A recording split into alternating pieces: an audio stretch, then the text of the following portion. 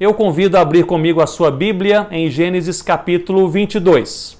É uma das mais interessantes narrativas bíblicas e trata do pedido de Deus para que um pai sacrifique o próprio filho. Leremos, portanto, os versos 1 ao verso 19. Acompanhe comigo, portanto, a palavra de Deus. Gênesis 22, versículo 1, diz assim a palavra do Senhor. Depois dessas coisas, pôs Deus Abraão à prova e lhe disse: Abraão. Este lhe respondeu: Eis-me aqui. Acrescentou Deus: Toma teu filho, teu único filho, Isaque, a quem amas, e vai-te à terra de Moriá. Oferece-o ali em holocausto sobre um dos montes que eu te mostrarei. Levantou-se, pois, Abraão de madrugada, e tendo preparado o seu jumento, tomou consigo 2 dos seus servos e a Isaque seu filho.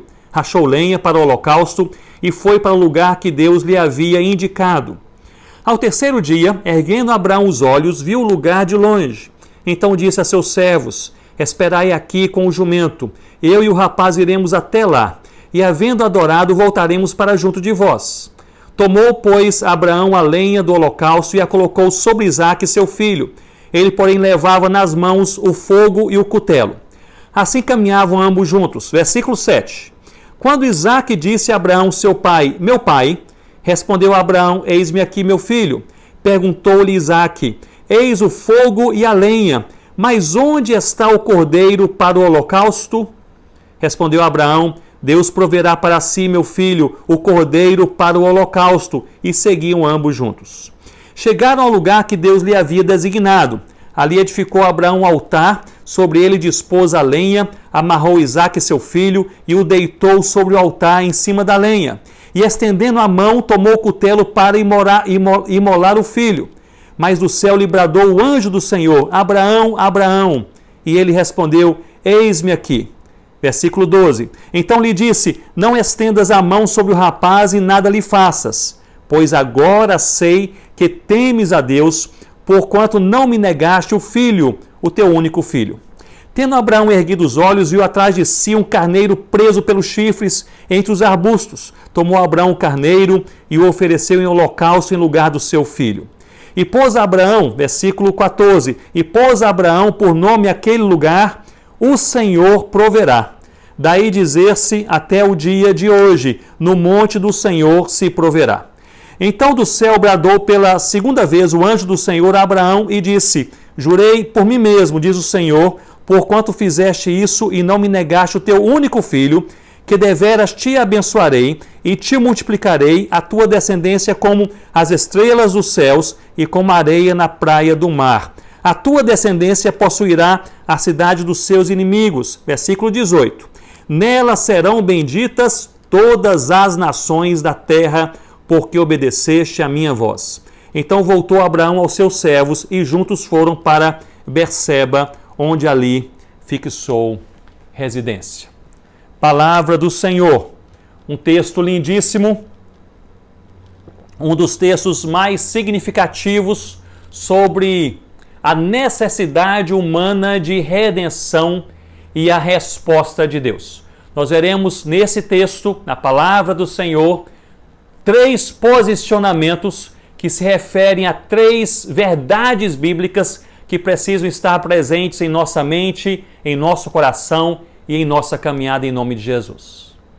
Bem sabemos que o nascimento de Isaque foi fruto da maravilhosa intervenção de Deus, quando Abraão e Sara já estavam idosos demais para naturalmente terem um filho. Foi o cumprimento de uma promessa e possivelmente um dos maiores motivos de alegria que Abraão e Sara tiveram em toda a vida. O Senhor cumpriu sua promessa, trazendo alegria ao casal e trazendo também herança sobre a sua casa.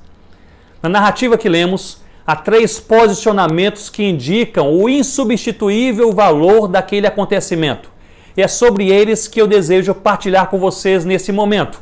São posicionamentos que, de certa forma, resumem a compreensão da crise humana e a expectativa da solução à proposta de redenção por parte de Deus. De certa forma, esses 3 posicionamentos resumem o drama da humanidade e a solução do Deus eterno, a fraqueza de nossos corações e a insubstituível graça de Deus resume o grito por socorro e a mão daquele que pode nos socorrer. O primeiro posicionamento é o posicionamento de uma criança, em forma de uma pergunta. O segundo é o posicionamento de Deus sobre o seu amigo Abraão. E o terceiro é do próprio Abraão, sobre como ele compreendeu aquele fato a partir da ótica da fé. O primeiro posicionamento se apresenta em forma de um questionamento, de uma pergunta, a pergunta de uma criança que encontramos justamente no versículo 7 que nós lemos. Mas onde está o cordeiro? Essa pergunta é feita por Isaque, que acompanha o seu pai a um holocausto a Deus, um sacrifício. Eles estavam no lugar certo, havia lenha e havia fogo, havia presença de Deus e presença do homem, havia desejo de Deus e obediência humana, mas onde está o cordeiro? Vocês bem sabem que crianças têm essa capacidade de atestar o óbvio. Eu bem me lembro que quando nossos filhos, a Viviane e Ronaldo Júnior, eram bem pequenos, morávamos ainda na África e seguíamos com o nosso carro tentando chegar à aldeia onde nós morávamos.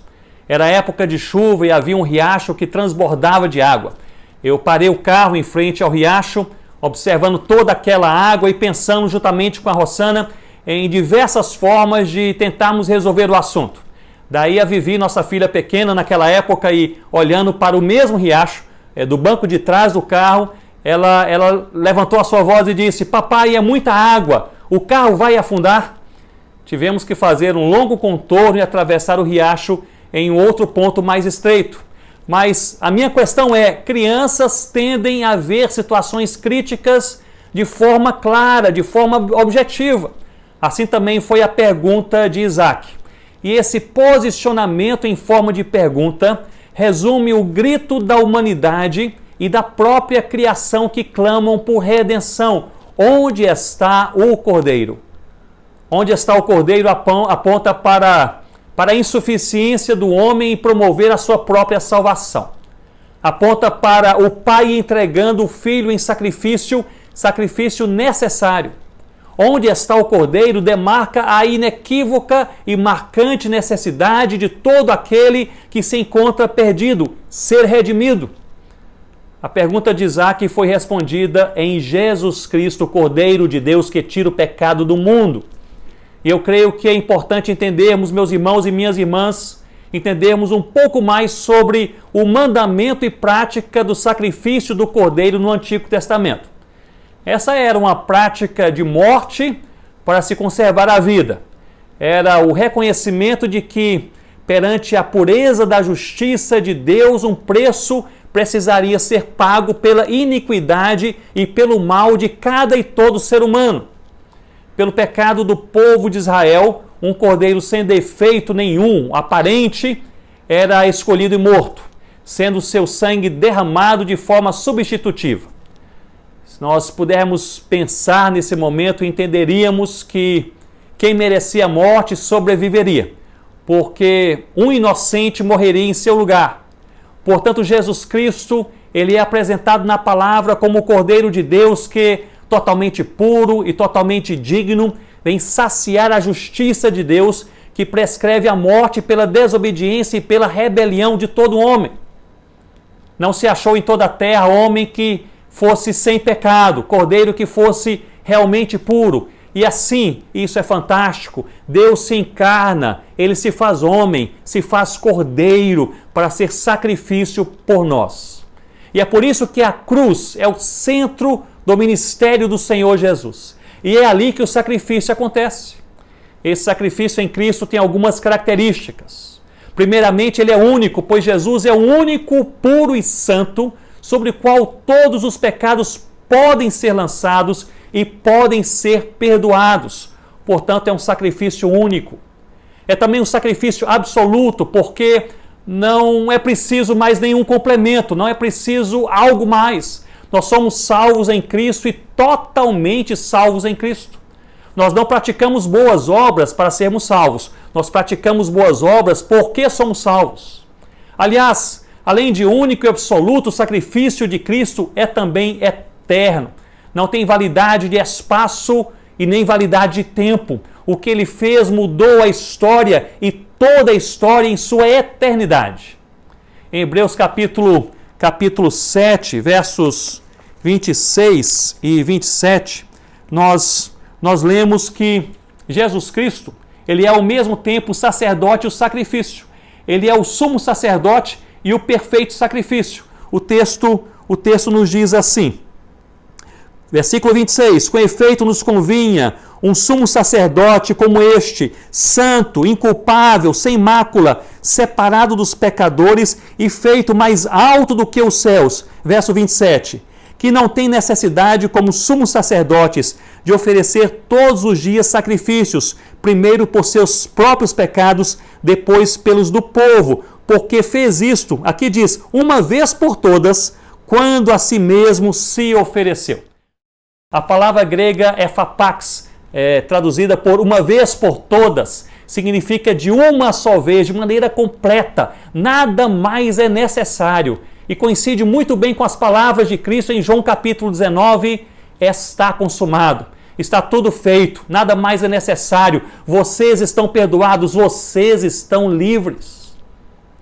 Os efeitos desse sacrifício do Cordeiro, que é Cristo, eles são fantásticos, porque em Cristo você agora pode confessar o seu nome e ser salvo para sempre. Em Cristo você pode abrir a sua boca e falar diretamente com Deus em oração e Deus o ouve. Em Cristo você pode adorar diretamente ao Senhor e Ele é glorificado. Em Cristo você pode ter os seus pecados diretamente perdoados e você é santificado. Em Cristo você pode falar de Jesus ao mundo e participar dessa grande missão para a qual você e eu fomos chamados. Gostaria de trazer a sua mente sobre esse posicionamento. Esse primeiro posicionamento de uma criança, onde está o Cordeiro, foi respondido em Jesus Cristo, nosso Senhor. O segundo foi o posicionamento do Senhor nosso Deus, ou do anjo do Senhor, uma manifestação de Deus no Antigo Testamento que aponta também para o próprio Senhor Jesus Cristo. E o Senhor, após ver a obediência de Abraão, diz no verso 12 que nós lemos, pois agora sei que temes a Deus. Essa afirmação de Deus é intrigante. Abraão havia, já em Gênesis 12, partido de sua terra, confiado apenas na promessa do Senhor. Ele enfrentou perigos, como você se lembra, e expôs sua família também a perigos nessa caminhada de obediência. Ele havia recebido anjos, adorado e confiado em Deus em todos os momentos da sua vida até então. Estava observando o Senhor de perto. E só agora o Senhor faz essa afirmação, pois agora sei que temes a Deus. Eu creio que isso se refere ao significado do posicionamento de fé de Abraão, que é um posicionamento de alguém que vai crescendo nessa sua caminhada de fé no Senhor Jesus. O presente acontecimento ia além dos atos de obediência e da caminhada de esperança no dia a dia até então. O assunto agora era outro, mais profundo, mais pesado. Tratava-se de entregar a Deus o impensável, seu tesouro mais estimado, seu próprio filho. Total entrega, total confiança, total dependência. E ao fim ele ouve, agora sei que temes a Deus. A impressão que eu tenho é que Deus trabalha em nossas vidas por ciclos e eventos e que em cada momento Ele tem um plano de edificação para você e para mim. Há eventos que nos levam ao quebrantamento, não é verdade? Outros nos exortam à santidade. Ainda outros nos edificam na paciência. E há também aqueles que nos levam à adoração, à celebração.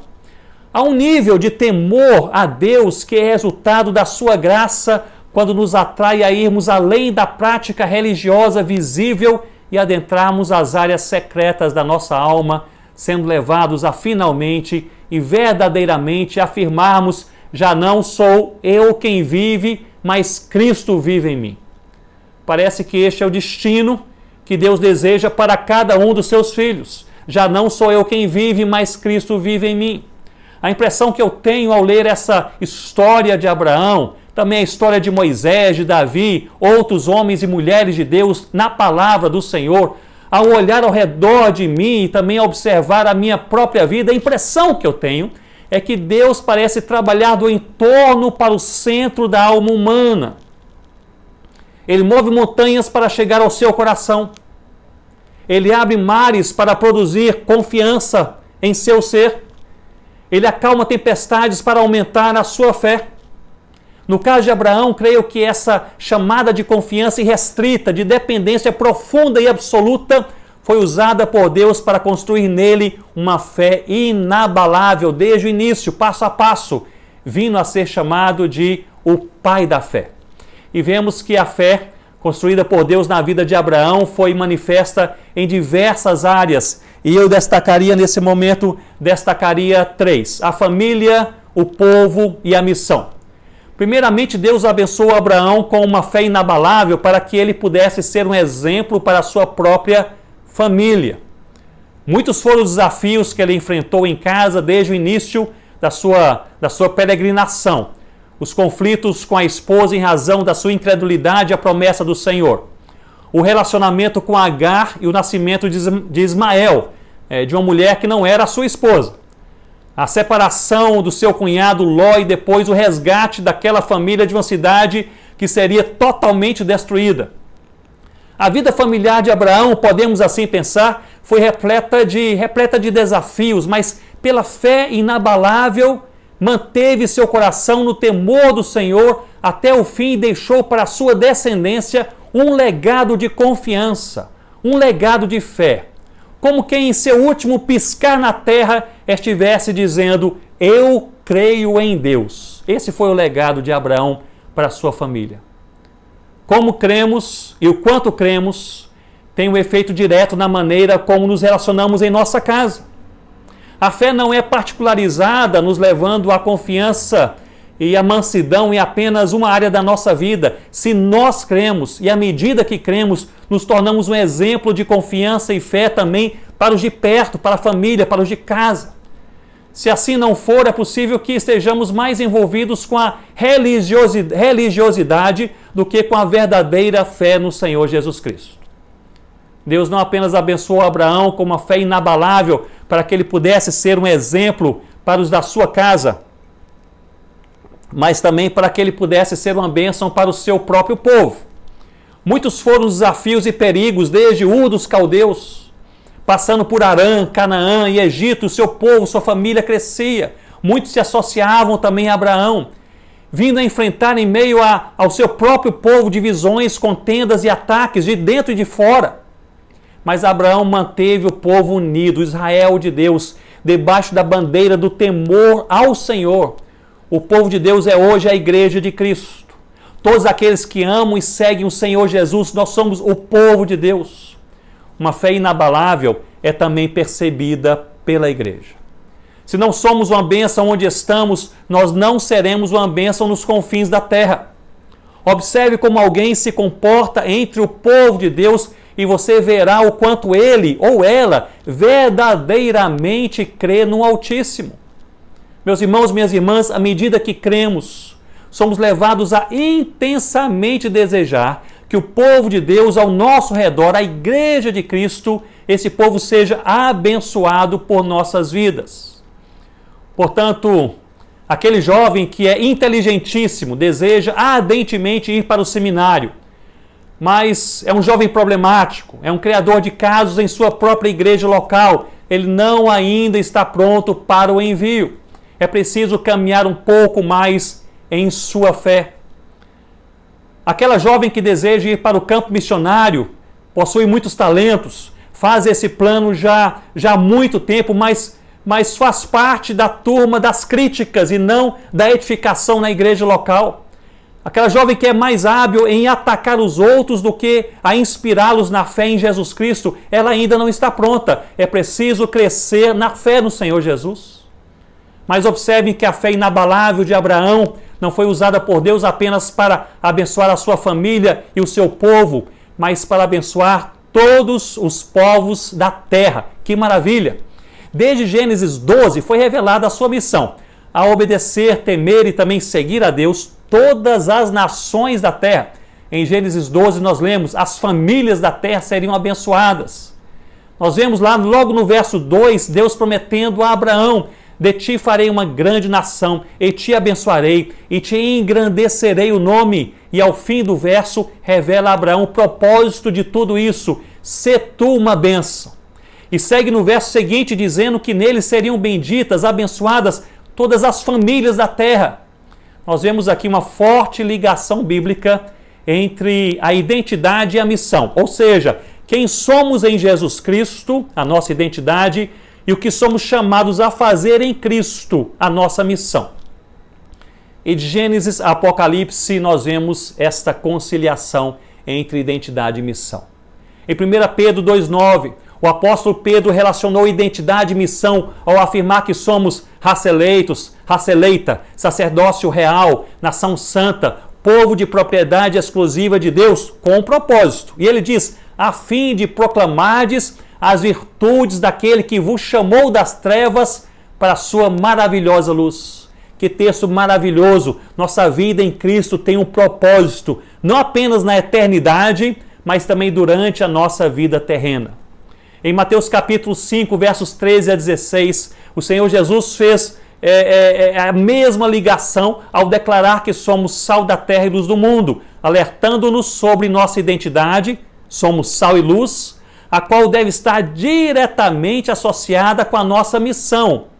Ou seja, o grande risco é nos tornarmos sal que não salga e luz que não brilha. E ele conclui com um comando: assim brilhe também a vossa luz diante dos homens, para que vejam as vossas boas obras e glorifiquem a vosso Pai que está nos céus. Identidade e missão. Nossa identidade, sal e luz, associada à nossa missão, sal que salga e luz que brilha, tem um impacto entre os homens e também glorifica a Deus. Em Romanos capítulo 1, verso 1, você se lembra que o apóstolo Paulo se apresenta e apresenta essa relação na sua própria vida. Na introdução dessa carta aos Romanos, ele se apresenta como servo de Jesus Cristo, que é a sua identidade, chamado para ser apóstolo e separado para o Evangelho de Deus, que é a sua missão. O que ele faz, a sua missão, depende diretamente de quem ele é, a sua identidade. O que ele faz, ser apóstolo que prega o Evangelho, depende diretamente de quem ele é, servo do Senhor Jesus. Permita-me afirmar, portanto, Deus nos dá fé e em sua vida Deus tem trabalhado para que você creia sempre de forma bíblica inabalável, para que você seja um exemplo em sua casa, para que você seja uma bênção na sua igreja, o povo de Deus, e também para que você seja usado pelo Senhor entre todos os povos do mundo na missão. O desejo de Deus é que você, quem você é, a sua identidade, e o que você faz a cada dia, a sua missão, andem de mãos dadas. O chamado de Cristo é sempre um chamado para uma vida compatível com a fé. Esse é o seu chamado e esse é o meu chamado. Vivermos de acordo com aquilo que nós cremos. Pouco mais de um ano atrás tive um encontro com irmãos e irmãs do Oriente Médio. Não vou citar detalhes por questões de segurança. Foram 3 encontros em 3 cidades específicas.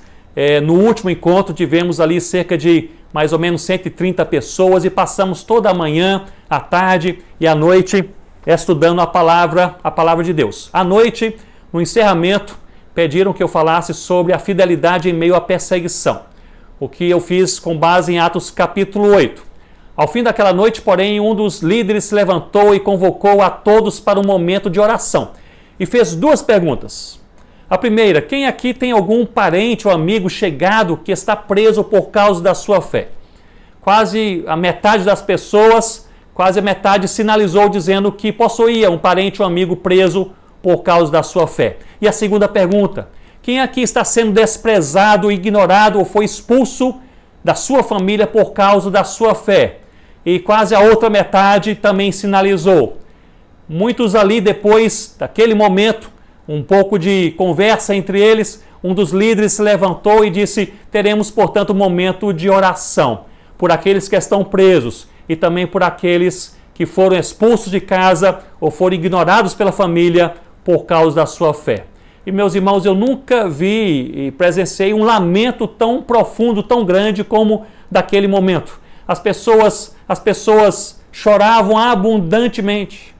Em um certo momento ele disse: quem quiser que oremos por você, venha aqui à frente. Um senhor com mais ou menos 65 anos de idade, ele veio em minha direção, me abraçou e chorava copiosamente. Suas lágrimas banharam o meu ombro, ele soluçava. E ele falava um pouco de inglês e em meio ao seu choro, ele disse algumas frases. Em algum momento ele disse: eu perdi tudo por causa de Cristo. Eu perdi a minha família por causa da minha fé. Fui expulso de casa. Perdi meu emprego. Eu tinha o meu próprio negócio. Não tenho mais dinheiro. Eu perdi o respeito dos amigos na minha própria cidade. Perdi até mesmo a minha saúde porque sou cristão. Eu perdi tudo. Mas ao fim daquela oração e daquele choro, ele completa dizendo: mas eu ganhei a Cristo. Minutos depois, uma pessoa começou a louvar ao Senhor, cantando um hino que dizia que Deus é fiel no meio do sofrimento. E uma outra pessoa acompanhou e de repente todos começaram a acompanhar, estavam de pé, e aquele choro se transformou em esperança, e aquela tristeza se transformou em alegria, e agora eles começam a louvar ao Senhor de uma maneira tremenda. E isso é resultado de uma fé inabalável naquele povo, porque em Cristo o choro pode durar uma noite, mas a alegria vem pela manhã. O terceiro posicionamento do texto é o entendimento de Abraão, de como ele compreendeu aquela situação, aquela dramática experiência. No verso 14, ele simplesmente diz: o Senhor proverá. Abraão pertencia a uma cultura proverbial em que frases resumiam de forma marcante o simbolismo, o significado e o aprendizado do momento. A lição que ele destaca, o que ele retira de tudo isso, de tudo o que aconteceu, era a firme convicção simplificada em um posicionamento. Coisa linda! O Senhor proverá. Eu creio que o Senhor proverá é resultado de uma jornada de fé e relacionamento pessoal em que somos diariamente convidados a crer um pouco mais e crer o suficiente para descansar. O Senhor proverá quebra a ansiedade, pois não há espaço para pensamentos repetitivos sobre tragédias em potencial. Aquele que proveu sempre proverá. E sem dúvida o Senhor proverá também promove a adoração. A luz lançada não é apenas sobre a provisão, mas sobre o provedor. Faz-nos lembrar e reconhecer quem Ele é e o que Ele faz, nos leva à adoração. O Senhor proverá, possui, eu creio, uma aplicação aqui teológica, uma aplicação pessoal e também uma aplicação missionária. Teológica, pois é o profundo reconhecimento de que nossa provisão vem somente de uma fonte, do Senhor. Não há esperança em outro lugar, não há salvação em outro nome, não há alegria em outra fonte. Não há verdade em outra palavra. Nossa provisão de fé, de esperança e vida vem do Senhor, apenas do Senhor nosso Deus. E talvez Abraão tenha sido abençoado e dado esse significado à experiência de fé, o Senhor proverá, sob influência do que aconteceu com ele em Gênesis 14, quando recebeu a figura do misterioso sacerdote, rei de Salém, Melquisedeque, visitando Abraão e levando para ele pão e vinho. Abençoou a Abraão e disse: bendito seja Abraão, pelo Deus Altíssimo, que possui os céus e a terra. Que palavra! Estava relembrando a Abraão que tudo vinha de Deus, seja no céu ou na terra. Não haveria nenhuma provisão, eu repito, nenhuma provisão que não viesse do Senhor. O Senhor proverá. Mas além da aplicação teológica, há também uma aplicação pessoal. O Senhor proverá é o convite que a fé faz ao descanso. Porque à medida que cremos, descansamos. À medida que cremos, não deixamos espaço em nossas mentes e almas para os corrosivos processos de ansiedade. À medida que cremos, nossa mente passa a compreender e o nosso coração passa a sentir com profunda convicção que não há nenhum centímetro de nosso espaço e nenhum segundo do nosso tempo que não estejam totalmente tomados pelo soberano propósito do Senhor. Portanto, meu irmão e minha irmã, se você está passando por um processo de ansiedade em sua vida nesses dias, seja por coisas do coração, quem sabe planos frustrados, desafios financeiros ou relacionais, eu não sei, mas o Senhor proverá. Creia o suficiente para descansar em nome do Senhor Jesus. O Senhor, Ele proverá nas nossas vidas e o Senhor proverá, possui essa aplicação não apenas teológica e pessoal, como nós falamos, mas também uma aplicação missionária. Devemos levar que somos convidados como povo de Deus a nos envolvermos com algo impossível. Aliás, a grande comissão dada por Jesus aos discípulos em Mateus capítulo 28 era algo impossível. Ele olhou para aqueles 11 homens e disse que eles deveriam ir e fazer discípulos de todas as nações, batizando-os e ensinando-os na palavra de Deus. Como fariam isso? Era simplesmente uma missão impossível, não fosse a última sentença do Senhor Jesus. E eis que estarei convosco todos os dias até a consumação do século. A presença de Jesus assegura o cumprimento da missão e faz isso todos os dias. A irredutível presença de Jesus se dá por meio do Espírito Santo, quando no Pentecoste desceu para estar permanentemente com a igreja de Cristo na terra.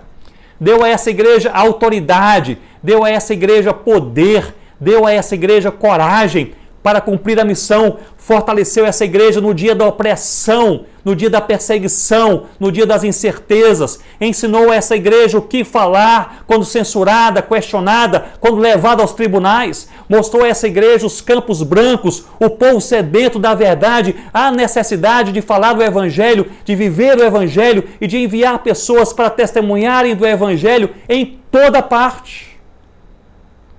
Portanto, é chamado de Cristo. Esse chamado de Cristo ainda está de pé em nossos dias. Esse chamado de Cristo é o seu chamado e o meu chamado. E se faz sentir perante 7.000 povos na terra, ainda sem uma igreja cristã entre eles. Perante 3.000 povos na terra, sem a presença de sequer uma testemunha do Senhor Jesus. Perante cerca de 1.800 línguas, sem tradução da palavra de Deus. Sim, o chamado de Cristo está de pé. O desafio da missão não acabou. Irmãos e irmãs, caminhemos diariamente com profundo contentamento de alma, pois a pergunta de Isaac foi respondida. O cordeiro, que é também leão, ele está entre nós.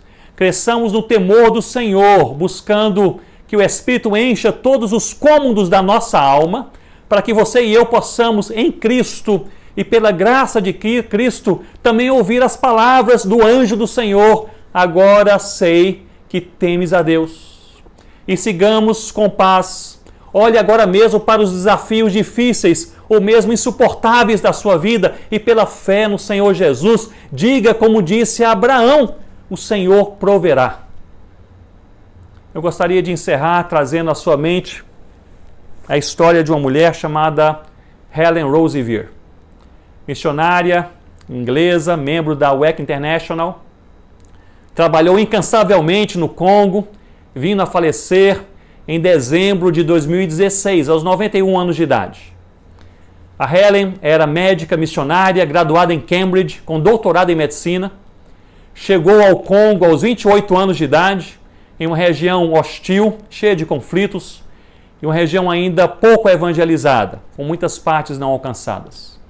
Em 2 anos, ela fundou uma escola de enfermagem, formando cerca de 100 enfermeiras missionárias e as espalhou por toda parte.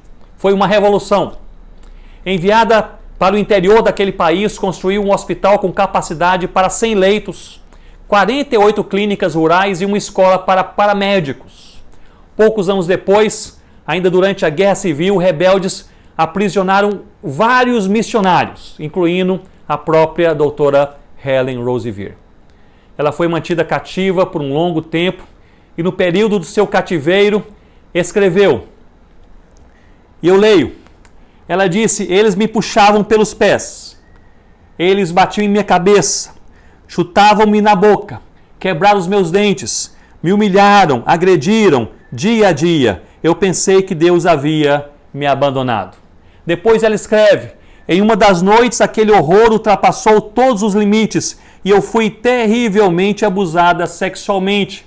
Eu me senti sozinha, isolada, abandonada. Mas Deus, no dia seguinte, Ele se mostrou com sua impressionante presença, como quem me dizia: Helen, estes não são os seus sofrimentos, mas são os meus. E Ele me encontrou com braços abertos e o seu amor me foi suficiente. Helen foi liberta do cativeiro, voltou para a Inglaterra, onde ela passou por um longo tratamento, passou um longo tempo em um hospital, também acompanhamento psicológico. Depois retornou para a África, para o mesmo país, mesma região do Congo, em 1966. O hospital de 100 leitos havia sido totalmente destruído. Construiu um novo com 250 leitos, maternidade, curso para médicos e um leprosário.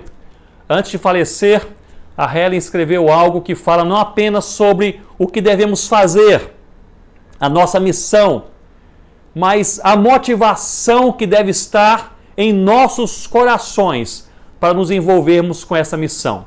E a Helen assim escreveu: meus irmãos e minhas irmãs, o problema é quando nós não queremos só Jesus.